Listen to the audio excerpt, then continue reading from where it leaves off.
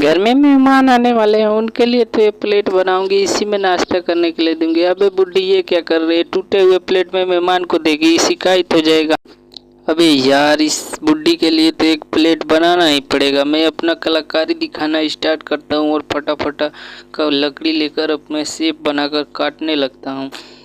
अब ये काट कर मैं इसको बना दूंगा कि बुड्ढी भी देखकर खुश हो जाएगी। ये फाइनली अब पूरा ही होने वाला है। अब इस पे बस कलर करना बाकी रह गया है। बस मैं कलर कर देता हूँ। इतना शानदार प्लेट बनाऊंगा, बुड्ढी भी देखकर खुश हो जाएगी। ये बुड्ढी लो, ये देखो कितना अच्छा मैंने प्लेट बनाया। अभी तो बहुत अच्छा है। Like share